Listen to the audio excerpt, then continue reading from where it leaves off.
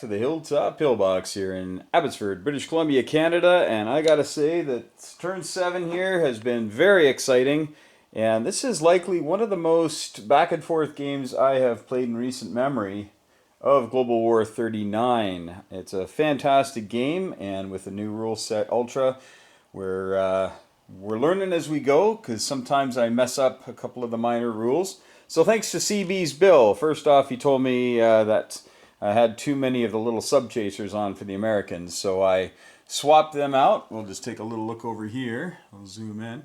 So now we're down to the 3, which is the maximum you can have. And what I did was I just swapped it out for submarines, and fewer submarines, of course, but saved a couple bucks as well.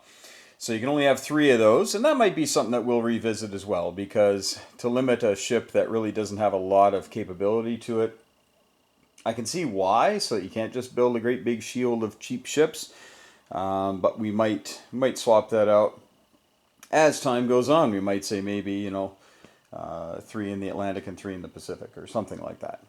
But anyway, on to the turn. So the Japanese came out here, and they brought pretty much all their heavy hitters. So we've got both of these fleets are now sitting off the Marshall Islands with a freshly minted naval port. Now there are only 2 units here, SNLF, the Japanese Marine, and the infantry. So they're not really a threat to take over much, but they do have air support, right? Lots of air support here. So they could come and take Honolulu in Hawaii. But, as I just zoomed in over here, we've got 2 monstrous American fleets now that are, just waiting for the Japanese to make a mistake. And they're both parked right off the coast here. Now, the Japanese this turn, they built 8 subs. So those will be sortying out, and we'll be linking up with these guys, and that will pose a bit of a problem for the Americans. It'll be interesting to see how much of a problem. But there you have it. Looking forward to a cataclysmic battle in the next few turns. Down here, Anzac built another fighter and a couple of men. Need to be aware that the Japanese do have a naval port here, as well as here, although there's no more ships here. But they do have a naval port here now, so these guys can go all the way down. I was going to build a couple of subs, and I decided against that. Now, Anzac is down to $8. They're not getting their bonus anymore because they've lost these islands. But they had saved their money a bit for the past few turns. So they're still sitting at around, I think, 22 or 24 bucks for next round. So they will have some money to play with. Not much going on here with China. Decided to back up a little bit because Japan came in. This was the ugliest battle I have seen in a while. They came in and wiped him out and didn't lose a thing. Nothing. Not even the airborne guy died. Like, nobody died. And all those Soviet and communist Chinese troops just laid down. It was horrible. So we've decided to back off from the Japanese at this point because, well, it's just there's no point in trying to fight with strictly infantry. So the Soviets are now down to 6 infantry and an artillery on this part of the board. Commies are down to 3 infantry. And the KMT continue to grow, though. Nationalist China put in another 5 guys this turn, and they have 15 bucks more for next turn. So they do have opportunity here to create some a bit of a bulwark against the Japanese expansionist empire. Over here, speaking about being a bulwark, you've got the British lining up in southern Iran telling the Japanese to bring it, and the Japanese are not going to brought it. Just cannot compete. Up here, as we know, Moscow fell, and this was just a great big move of alignment and burning. Yes, the Soviets have scorched earth their facilities in Leningrad, as well as Archangel. Likely going to fall this next turn, so they wanted to make sure that they did that. The Germans came up here. They wanted to have a good stack of tanks and ready to go against the Russians. I have thought about heading out with the Russians and attacking those tanks, but I decided against it, and here's why. The Soviets have a lot of guards units, and they've got a fortification there and a couple of fighters. That's going to be a tough nut to crack. And the Germans, again, don't have a lot to follow up on because, guess what? Yes, the landing happened, and we gave it to Canada, because why not? A buck's a buck, right? Now, there is the D-Day die. We did not use that this turn. You can use it once per turn at any time when you land in either Normandy or Bordeaux as a combat maneuver. And then you can bring over another 6 units using 3 of the transports that were already used that turn. You can bring them over in a non-combat maneuver. And it's a joint attack between the Americans and the British. You can do once per turn. So it was decided to leave Normandy so that we can possibly use that on a future turn. Paris got bulked up. Just everybody retreated into Paris. There was nobody in Bordeaux. And as you can see, nobody in Normandy. The Germans have basically given up on it. But this is a concern for them. It would be worse of a concern if the Americans had more transports in the water ready to go. Now they have these guys they can go back and get. So I guess that's all right. That's another looks to be about 15 units, and they certainly have the transports for it. But over here they just have 1 attack transport, and they had +1 to an amphibious assault on the first round. So there is, this is a problem. These guys aren't going anywhere. The Germans do not have the capability to push them into the sea. So the landing is there. It's permanent. And on the next turn, the Canadians will likely rebuild the port so that the Shuck can get going. 1, 2, 3, 1, 2, 3, right? And that's what we're going to be looking forward to doing.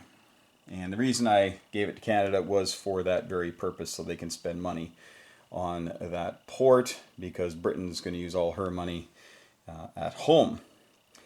Over here, yes, the Italian fleet did it again. Absolutely got whumped. You can see there's 2 submarines left. That means only 4 hits by the entire Italian fleet in 2 rounds of combat. Now, I brought the British bombers down from London, and they had to land in Crete or Alexandria. I decided on Crete because, well, it's safer. And landed a couple of fighters with them as escorts so that this lone Italian did not get any crazy ideas. But Italy is definitely on the ropes now. So with their $30, they built 10 men. They got another $30 this turn. That'll be the last time they get $30 though. They will not be making that much anymore going forward. And the British are now in a position to start nibbling away at Italian holdings in southeastern Europe. That will be a problem. Now, Tobruk is a tough nut to crack, but for them to go out and attack things to make a couple bucks just doesn't make any sense. So the Italians are likely just going to stay put there in Africa, and probably, I didn't do it this turn because Britain's not going to attack this turn, but next turn Britain's going to move forward that stack of infantry, some tanks, build another infantry here in Cyrenaica, and likely lay siege to Tobruk in a real and special way.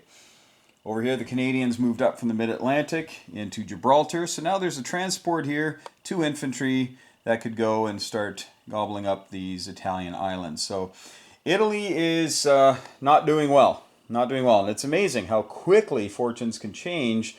Had they won this battle here, Britain wouldn't be in any danger of losing her colonies here. But Italy could certainly flex a little bit more. But now they are going to be losing money to this convoy. They're likely going to lose Sardinia and Sicily in the next round. And after that, who knows? But they have to be concerned because this whole wall of guys can move to Marseille next turn, move to Turin the next turn, and take out Rome the following turn.